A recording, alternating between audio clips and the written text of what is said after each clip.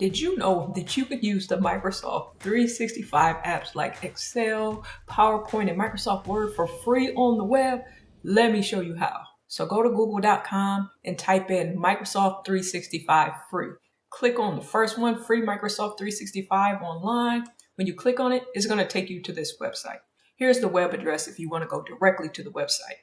Once you get here, you're just going to hit sign up for free. And from there, you're going to create your Microsoft account. I already have a Microsoft account, so I'm just going to sign in.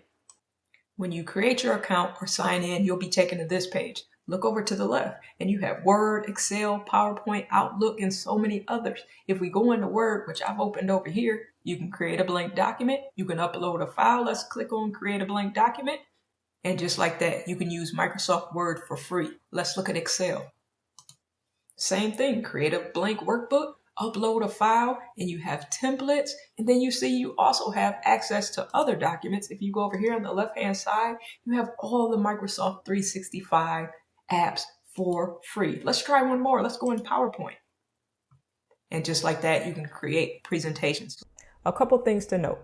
While you do get a lot with the online version of the apps and most things that you need, you don't get absolutely everything that you get with the paid desktop version, but they still work phenomenally. And then secondly, I did notice that the online version does run a little bit slower than the desktop version. So if you want to get 365 apps for free, use them online.